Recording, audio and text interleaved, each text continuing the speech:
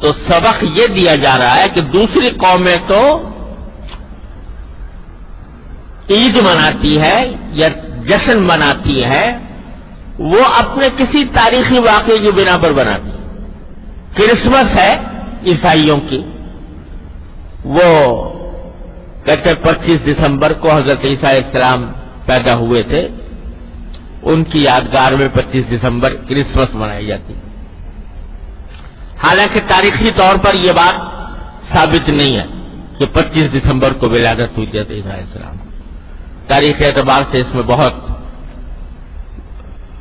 کلام ہے، لیکن اگر بالفرض ہو بھی تو انہوں نے اس کو یوم پیدائش کو اپنے لیے عید بنا دیا۔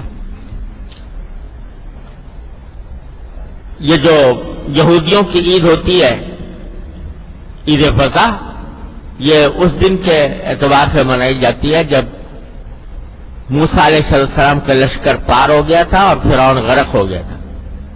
اس تاریخی واقعے کی یاد میں وہ عید مناتے ہیں۔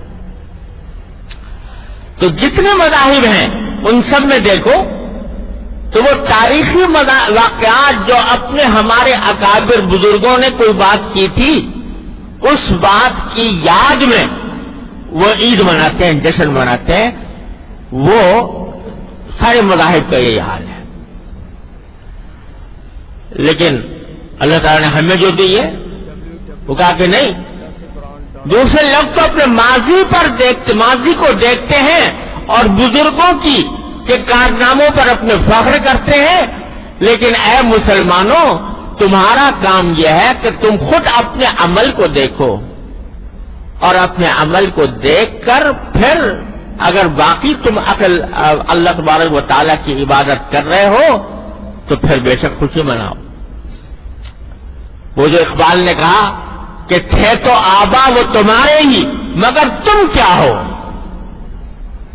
تھے تو آبا وہ تمہارے ہی مگر تم کیا ہو، ہاتھ پر ہاتھ دھرے منتظر فردا۔